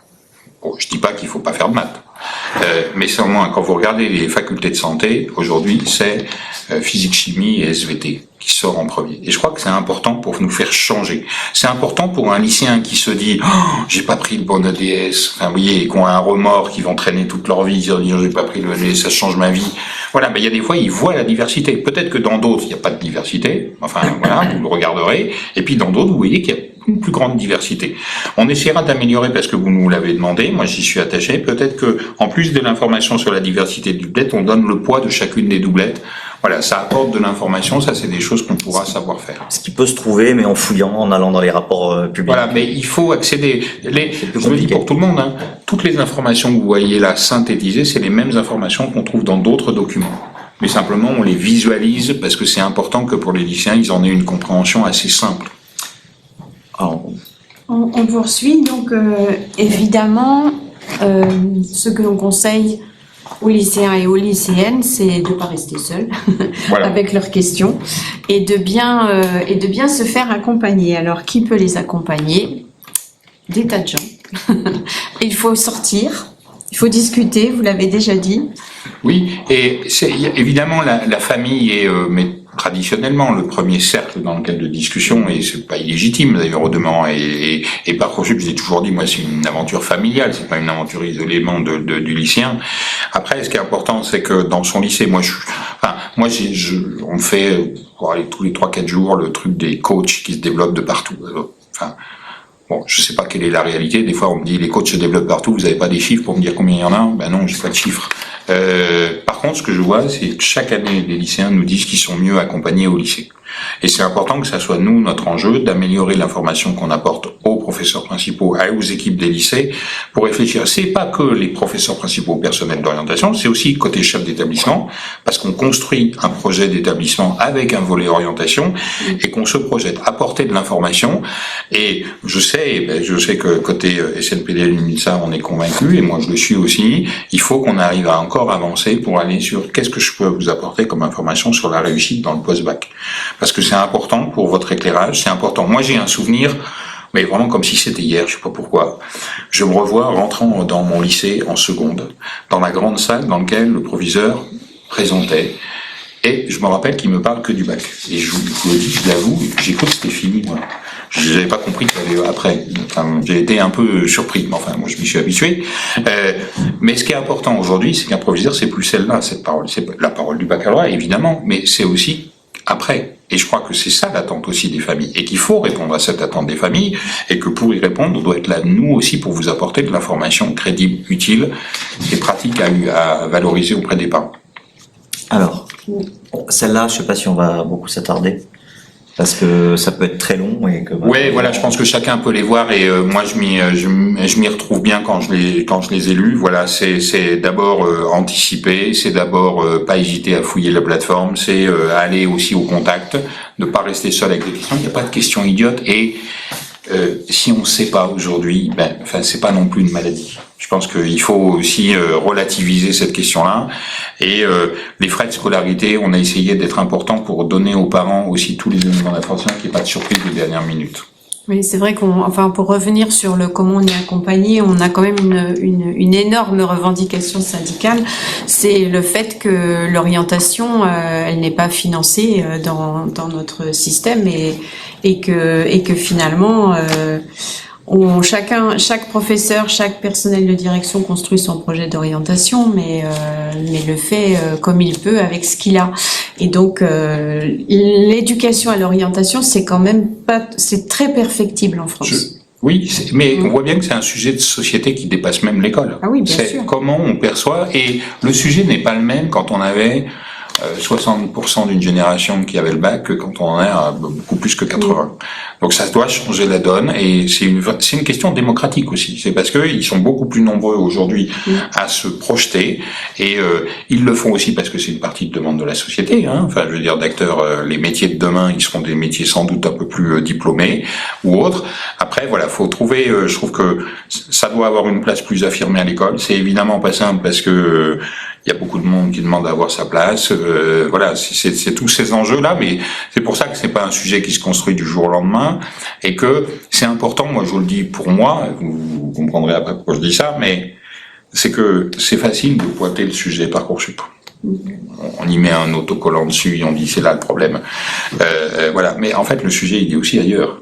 Il est dans la carte des formations, dans la manière dont elle se construit, la manière dont on la fait évoluer. C'est un enjeu aussi des politiques publiques, et les ministres sont attachés aussi à faire cette évolution-là. Et puis c'est un enjeu de l'accompagnement à l'orientation. Comment elle existe dans notre pays, comment on lui donne sa place. C'est pas une question d'en faire un enseignement. Il y a des fois, c'est aussi, ça transpire dans tous les enseignements. C'est aussi quelque chose qui doit être complètement immergé dans l'ensemble du système éducatif. Moi, je connais pas toutes les formations de Parcoursup. Ce que je sais, qu'en tout cas, moi, parce que quand je rencontre des professeurs principaux, c'est ça qui me marque, c'est qu'en fait, les professeurs ont la confiance de leurs élèves. c'est un bonus. Vous voyez, moi, je manque de confiance de la part de mes candidats.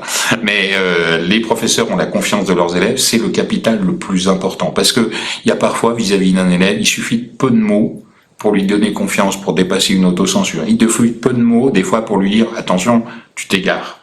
Et ça, ce dialogue-là, il est absolument indispensable. Et quand il est fait en proximité avec ceux qui connaissent le parcours de l'élève et qui ont un regard aussi bienveillant sur ce parcours de l'élève, voilà, c'est comme ça qu'on avance.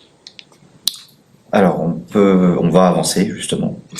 Alors, on va essayer quand même d'aller un peu plus vite sur les dernières phases. Néanmoins, la hiérarchisation des vœux, c'est une phase qui peut être assez stressante si elle n'est pas préparée en amont. Donc, je vous laisse en parler peut-être éventuellement, rapidement. En tout cas, je pense que ce qui est important, c'est ça n'arrive qu'après. Ça arrive qu'après avec les premières propositions, au moment où on a commencé déjà à faire des choix. Une petite semaine, quoi. C'est à peu près une semaine, au moment où à peu près 80% des lycéens ont déjà eu une proposition et qui peuvent choisir. Bon, évidemment, on les accompagne. On accompagne avec beaucoup d'outils, de manière à ce que ça soit très clair. Et ça me permet d'évoquer là, il y a un site d'entraînement sur Parcoursup qui permet exactement de voir.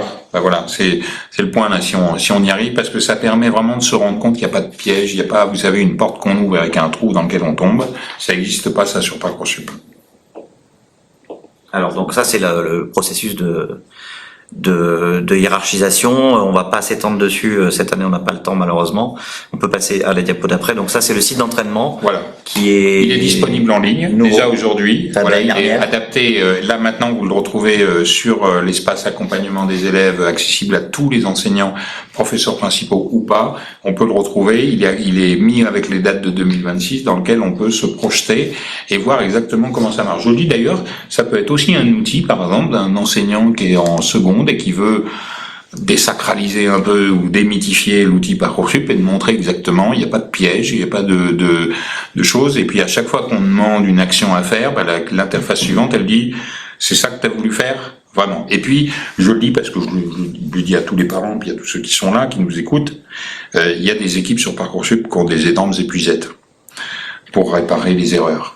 Il y en a tous les jours. Moi, j'ai déjà eu des fois qui me remontent. Un élève, il a absolument tellement mal dormi, il était sûr de son choix à 20h, et puis à 3h du matin, il n'était plus du tout, c'était l'inverse qu'il voulait faire. Ça continuera à arriver, et les équipes de Parcoursup, elles sont bienveillantes, et elles sont là pour ça, pour s'adapter à tous ces types de situations.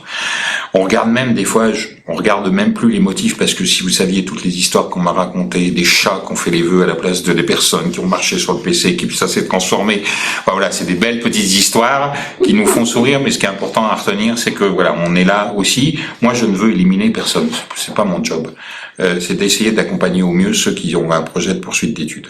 Donc effectivement, on voulait terminer sur cet aspect-là, hein, c'est qu'on a le droit à l'erreur et puis qu'il y a des possibilités de corriger, d'accompagnement et puis aussi remettre aussi en perspective cette idée que vous avez développée tout à l'heure, qui est que on peut se réorienter, on peut vraiment faire une erreur d'orientation et parfois il faut aller pendant 3 mois sur les bancs de l'université. Et parfois c'est pas une erreur. Oui. Parfois c'est juste une maturité qui s'est développée un peu plus tard. Moi je suis d'ailleurs, parce que ça me préoccupe positivement, c'est que je pense que on peut faire encore beaucoup mieux sur la transversalité des passerelles qui existent avant même d'aller recourir à Parcoursup. C'est des fois le réflexe des élèves et des parents parce que dans le système scolaire, ils ont connu que la rentrée en septembre et puis ça se termine en juin. Il y a une espèce de cycle permanent. La réalité, c'est que parfois, au premier semestre à l'université, vous pouvez changer de voie, vous réorienter. Et moi, je pense qu'il y a un vrai progrès à faire, à donner plus de visibilité, de lisibilité, parce que on n'est plus, vous voyez, moi j'ai fait ma jeunesse où je me rappelle encore de cette affiche de l'ONICEP dans laquelle on voit des grands tuyaux d'orgue qui partent après le baccalauréat et qui vous emmènent au ciel, là, un petit peu. C'est plus le monde dans lequel on est. C'était pratique parce que on l'avait photographié dans la tête. Le problème, c'est qu'aujourd'hui, je ne sais pas vous dessiner dans une carte mentale cette carte des passerelles. Or, c'est celle-là dont on a besoin aujourd'hui. Les grandes tours, là, comme ça, c'est plus de notre temps. Donc, il faut arriver à développer cette chemin-là qui est des passerelles dans lequel on ne s'enferme pas dans une voie. Parce que quand on s'enferme dans une voie, en fait, c'est parce que pendant trop longtemps, on a considéré, et moi, ça m'a toujours surpris, dans ma carrière, je me suis occupé de décrochage scolaire, et ça m'intéressait, je voyais que la société était demandeuse d'une responsabilité de l'État sur le décrochage scolaire, légitimement. Mais quand on était dans le la société, elle ne demande plus de compte, elle considère que c'est un échec individuel.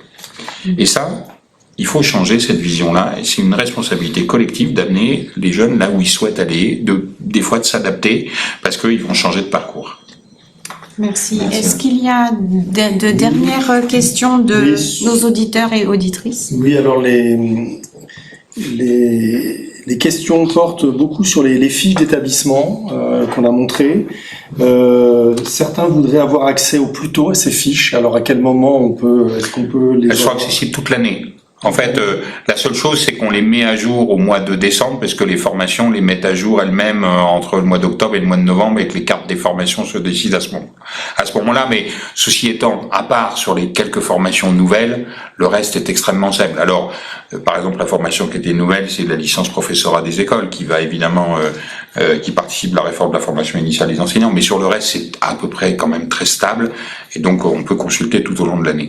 Une question aussi sur les formations rémunérées. Est-ce qu'elles apparaissent? Est-ce que cet élément apparaît ou pas sur ces fiches? Est-ce qu'il y a je ne sais pas si j'interprète, mais en fait, les seules formations rémunérées que je connais, c'est celles qui sont en apprentissage. Et du coup, il y a bien les formations en apprentissage. Dans le dossier d'un élève, c'est des vœux distincts, les vœux sous statut étudiant et les vœux en apprentissage. Et puis bon, une dernière question quand même sur les critères de sélection, où beaucoup de questions, beaucoup de personnes qui estiment avoir été lésées au moment d'une sélection. Bon, on a une question qui revient sur ces critères. Est-ce qu'ils sont rendus publics? Les critères de sélection des écoles sont-ils rendus publics? Alors, résumer toutes ces questions autour de ça. Oui, ils le sont parce que vous les consultez sur Parcoursup, donc de facto ils sont publics. Et puis il y a une exigence qui est faite à tous les établissements qui sont sur Parcoursup, c'est de publier un rapport d'examen des candidatures de l'année précédente. Ce rapport, il est accessible aussi sur les fiches formation, il est très riche d'ailleurs, dans lequel on a les critères. Et c'est une obligation de chaque responsable, de chaque chef d'établissement de rendre compte et d'être transparent sur ces critères. C'est toujours difficile cette question parce que forcément on peut être déçu et pas comprendre. C'est important qu'on participe tous à ce travail de pédagogie et je le dis, chaque personne, chaque candidat qui n'a pas été retenu dans une formation a un droit à l'information, peut solliciter la formation pour obtenir des explications sur pourquoi il n'a pas été retenu. Et moi, je trouve ça important parce qu'on commence à comprendre et à accepter quand on a des éléments pédagogiques qui vous expliquent la situation. Alors pour faire la transition avec le SE-INSA qui va s'exprimer, il y a une personne qui dit « Je suis enseignante. Je souhaite reprendre mes études à l'université. Est-ce que je m'inscris sur Parcoursup ?» Alors, vous savez, normalement, dans les universités, il y a une formation continue, des services de formation continue, et c'est dans ce cadre-là qu'on doit s'inscrire. Il n'y a pas si longtemps, j'étais dans une université dans laquelle le vice-président m'a dit « Oh ben nous, on leur dit tous d'aller sur Parcoursup. » Voilà. En fait, je vais vous dire pourquoi ça me pose un peu une difficulté, c'est que, en fait, les conditions, enfin comment dire, vous voyez par exemple cette enseignante qui est salariée, je vais pas lui demander ses notes de bac.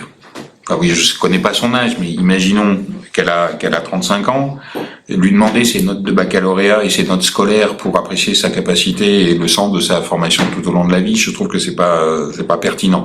Donc d'abord en priorité d'aller vers le service formation continue de l'université qui vous permet d'accéder, puis y compris qui peut prendre en compte votre parcours.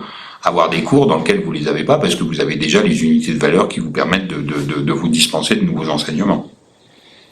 Très bien, donc pour terminer ce webinaire, nous accueillons dans un premier temps Jérôme Fournier, qui est secrétaire national du syndicat des enseignants de l'UNSA, et nous lui laissons la parole pour peut-être interpeller Monsieur Teilhard sur des questions qui resteraient en suspens, ou donner le point de vue de son syndicat sur la plateforme, ou tout autre...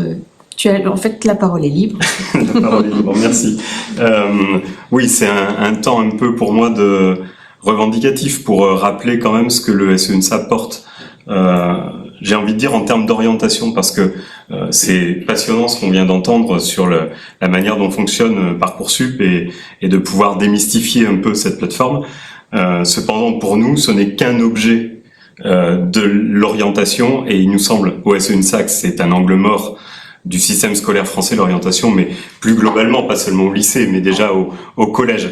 Et nous, on aimerait vraiment que l'État, et c'est pas vous, c'est le ministre, les gouvernants, mais s'empare vraiment de cette question et fasse de l'orientation une vraie priorité. Et il nous semble que, par exemple, il faut apporter des moyens. C'est quelque chose, Béatrice, que tu as déjà évoqué un peu tout à l'heure, mais les heures qui sont dédiées à l'orientation au lycée, mais aussi au collège, elles sont pas financées en réalité. C'est les établissements, dans leur autonomie, qui doivent les mettre en œuvre. Nous, on est tout à fait favorable à l'autonomie de l'établissement et on n'a aucun problème avec ça. Par contre, parfois, il nous semble que flécher des moyens, c'est aussi donner une impulsion. Et donc, on est assez favorable à ce que ces heures-là, elles soient incluses dans les emplois du temps des enseignants et des élèves, pour qu'il y ait une garantie. Et c'est pas une garantie que ce soit fait, parce que les enseignants font le travail qu'on leur demande de faire. Mais il nous semble que plus tôt on travaille l'orientation avec nos élèves, plus on coupe l'herbe sous le pied des officines privées qui existent. Il faut pas le nier, c'est peut-être pas complètement généralisé, mais ça existe. C'est aussi une manière de déconstruire l'autocensure qui existe chez beaucoup d'élèves. On le voit par exemple dans des établissements de milieu rural. C'est quelque chose, on voit qu'il y a une forme d'autocensure parfois plus importante que dans certains quartiers urbains. C'est aussi une manière de lutter contre l'orientation genrée. Enfin, tout ce qui permet, nous semble-t-il, de travailler l'orientation le plus tôt possible, permet de tranquilliser, déstresser, parce que cette idée que Parcoursup soit un élément de stress à ce point paralysant parfois pour certains élèves, certaines familles, nous déplaît fortement. Après, nous, on pense qu'on peut encore faire évoluer la plateforme. Alors, elle a évolué dans un sens qui nous va plutôt. Vous l'avez dit, hein, à l'UNSA Éduc, on vous fait des propositions aussi pour améliorer le système. Nous, on a quelques interrogations sur la lettre de motivation. Excusez-moi, la lettre de motivation, on se pose vraiment la question de la place de cette lettre de motivation. Est-ce qu'elle est vraiment lue? Et puis, on sait quand même qu'aujourd'hui... enfin pas plus aujourd'hui qu'avant, mais c'est pas forcément les élèves qui l'écrivent, ils se font aider, il y a des coachs, il y a des parents, il y a l'IA maintenant. Est-ce que ça a encore vraiment du sens de la conserver? On pourrait se poser la question aussi d'un nombre minimal de vœux ou de types de vœux. On sait qu'il y a des élèves, et parfois ils font même la une de la presse quotidienne régionale, j'avais 18 de moyenne, je n'ai rien eu. Oui, mais est-ce que tu as fait un vœu ou 10 vœux?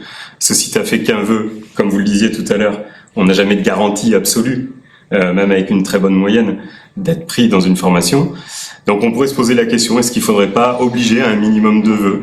Est-ce qu'il ne faudrait pas aussi peut-être obliger à faire des vœux non sélectifs et pas seulement des vœux sélectifs? Enfin, il y a sûrement quelques évolutions encore comme ça à penser. Et puis, je finirai là-dessus, c'est la place du privé sur Parcoursup. Nous, on n'y est pas favorable parce qu'on trouve de tout. Alors, bien évidemment, des formations de qualité, heureusement, mais aussi beaucoup qui ne le sont pas et qui relèvent plutôt du charlatanisme qu'autre chose. Donc, on est aujourd'hui plutôt à revendiquer que la plateforme soit réservée aux formations publiques que l'ensemble des formations. Monsieur Teilhard, quelques remarques? Écoutez, moi, ce qui m'ennuie le plus, c'est l'indifférence. Donc là, c'est pas le cas.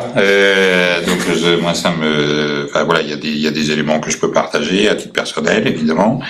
Il y a des sujets de réflexion. J'ai pas la vérité moi. Hein. Enfin, je pense qu'elle est collective. Obliger à un certain nombre de vœux, je me méfie beaucoup. Vous savez, APB, on a dit, est mort sur le tirage au sort, mais il avait bien d'autres défauts qui étaient notamment des vœux obligatoires. Parce que les vœux obligatoires qui se transforment dans des formations qui sont très en tension, là où on avait au contraire vendu que en fait on pouvait rentrer, c'est extrêmement difficile ensuite à être compris par. Donc je me méfie de ces organisations où on finit. Puis vous savez, la France étant ce qu'elle est, il y a des fois on va finir par distinguer les vœux obligatoires pour certains types de publics et pas les autres. Et donc moi je me méfie de ça, mais à discuter. La lettre de motivation, alors c'est un roman national, hein, enfin je veux dire c'est intéressant. Moi j'ai juste 2 points de réflexion. Elle n'est pas obligatoire. On a demandé d'ailleurs cette année aux formations de dire explicitement comment ils l'utilisent. Soit je la lis systématiquement parce que c'est absolument indispensable à l'examen de mes candidatures, soit je fais une lecture aléatoire parce que ça me permet de compléter l'analyse d'un dossier, ça me permet des fois de départager 2 candidats, mais sans forcément que je le dise tous. Et je crois qu'il faut aller vers plus de vérité pour comprendre. ChatGPT, vous savez, moi, à mon époque, c'était l'encyclopédie universaliste, c'est de tout temps, chacun trouve la solution. Moi, ce que je veux dire simplement aux lycéens, c'est, on attend des choses très simples, très concrètes. Est-ce que vous avez compris ce qu'est la formation? Pour la raison que j'indiquais tout à l'heure, le scolaire est obligatoire, le supérieur l'est pas. Si c'est pas la motivation, est-ce que vous voulez qu'on résume vraiment Parcoursup à des clics sur des formations? Parce que ça va aller très très vite, hein. Si on n'y a pas une forme de compréhension de son propre engagement personnel ou de son propre centre d'intérêt, je trouve que ça pose question. Et puis ce dont je suis certain, mais vraiment, c'est que quand il n'y aura pas la lettre de motivation, il y a des formations qui vont demander une lettre de recommandation. Et puis au début, on m'en demandera une, et puis après, on m'en demandera, j'en voudrais sur 2 niveaux différents, sur 2 disciplines. Et puis à la fin, ce sera la course à l'échalote.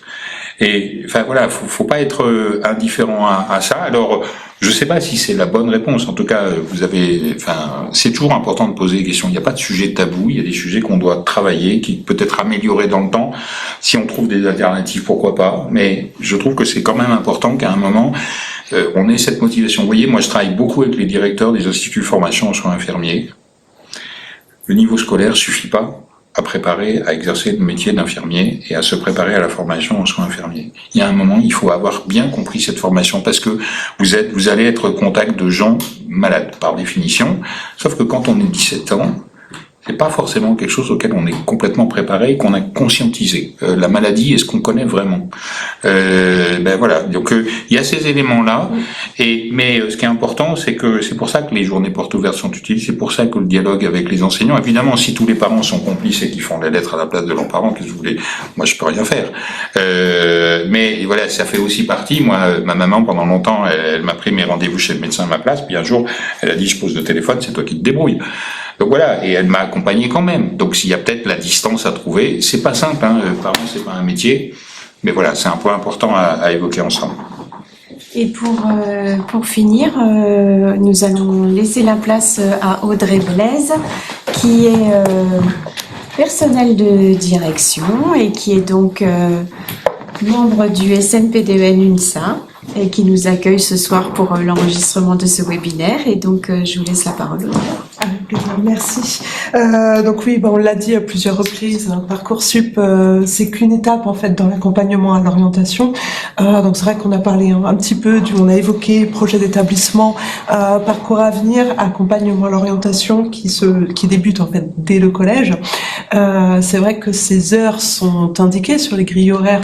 Nous regrettons aussi que les moyens ne nous soient pas donnés dans nos dotations horaires, puisque du coup c'est sur les marges d'autonomie des établissements que se construisent ces parcours à venir, ces plans pluriannuels à l'orientation.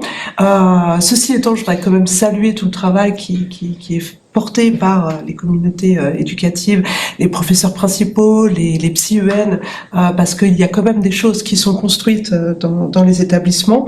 L'idée, c'est pas de faire des accumulations d'actions, c'est vraiment de pouvoir construire en fonction de l'établissement, du public, des spécificités. Évidemment, on va pas parler d'ambition scolaire de la même façon dans un établissement qui se trouve en milieu rural que dans un établissement qui se trouve en centre-ville.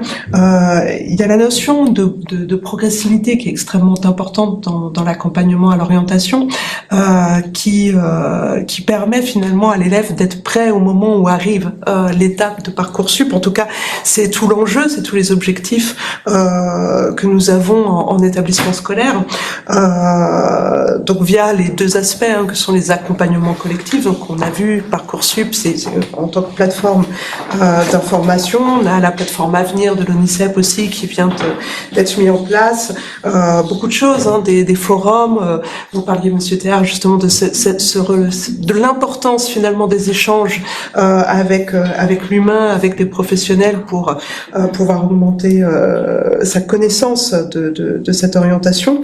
Donc tout l'accompagnement collectif est mis en place. On a aussi évidemment l'accompagnement individuel avec principalement les psy-UN. Alors évidemment, nous regrettons de ne pas avoir suffisamment de temps en établissement. Nous aimerions avoir plus de temps en lycée avec les psy-UN qui sont formés justement. Il y a énormément de temps d'échange chaque année sur les nouveautés Parcoursup, sur les écueils aussi, sur les écueils vis-à-vis des formations hors Parcoursup, ces formations privées qui peuvent être un petit peu piégeantes par moment.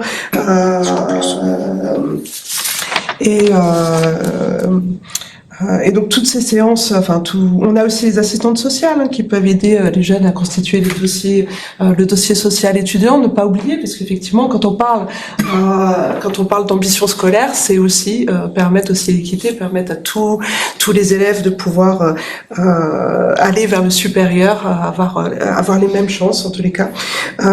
Donc moi j'ai envie, pour terminer quelque part, de rassurer les élèves et les familles.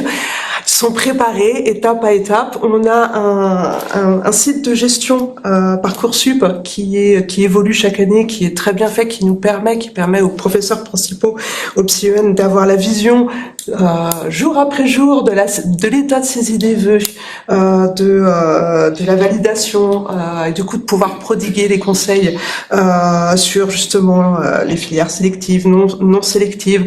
On va aussi adapter notre discours évidemment quand il s'agit des lycéens, des filières générales, technologiques, professionnelles, on l'avait évoqué aussi tout à l'heure, et surtout pouvoir conseiller aux élèves de pas s'auto-censurer, d'y aller effectivement. L'outil est ce qu'il est, on se questionne sur l'apparition de la moyenne générale, que de l'autre côté on fait pas forcément apparaître le restant de l'année sur nos éditeurs de notes et d'évaluation. On essaye de les faire se détacher de ça en vue de l'obtention du bac. Donc c'est une question pour nous, mais en tous les cas on les accompagne individuellement pour qu'ils puissent être prêts et même s'il devait y avoir des élèves d'ailleurs qui n'auraient pas satisfaction à l'issue, on continuera aussi, et ça c'est important de le dire, on laisse pas un élève au bord du chemin, on continue aussi à les accompagner, même ensuite, après les résultats de Parcoursup. Merci Audrey Blaise. Est-ce que ça appelle quelques commentaires de votre part? Juste, moi, le travail quotidien avec les établissements scolaires, avec les chefs d'établissement, avec les professeurs principaux, c'est absolument essentiel. Enfin, on construit pas une plateforme hors sol, on construit une plateforme qui doit être en lien avec les usagers, qui répond à leurs attentes, qui répondent à ceux qui les accompagnent dans le temps. Et puis peut-être un petit mot comme ça pour sourire aussi, pour rassurer les parents. Vous savez, on en est à la 9e saison de Parcoursup. Il n'y a pas une seule année depuis 2018 dans laquelle un membre de l'équipe Parcoursup a pas son enfant sur Parcoursup. Et donc c'est pour vous dire qu'on n'est pas nous de l'autre côté et on regarde ce que vous faites, on est aussi participants et ça nous éclaire évidemment et en tout cas il faut avoir la tête au-dessus de l'eau pour regarder où est-ce qu'on va et puis en même temps on a les pieds bien dans la terre donc c'est aussi un élément je pense qui peut vous rassurer tous collectivement. Merci beaucoup, Monsieur Théard. Merci à tous les organisateurs de ce webinaire.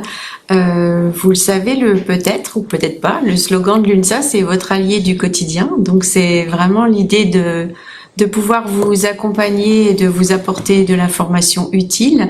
J'espère que c'est ce qu'on a réussi à faire ce soir et aussi à poser des questions et à participer de la démarche qualité de cet outil qui est Parcoursup parce que notre premier objectif, c'est que nos élèves deviennent des étudiants épanouis et des jeunes adultes et des jeunes citoyens qui trouvent leur place dans la société. Donc, nous allons vous quitter, vous remercier d'avoir participé à ce webinaire et puis vous allez obtenir un questionnaire de satisfaction pour qu'on sache si ce webinaire a répondu à vos attentes et qu'on puisse vous en proposer d'autres. pour rester toujours un syndicat qui répond aux attentes de ses adhérents et qui peut-être aussi crée des vocations d'adhérents. Vous pouvez nous rejoindre. Il y a toujours un syndicat pour vous à l'UNSA. Merci beaucoup et bonne soirée.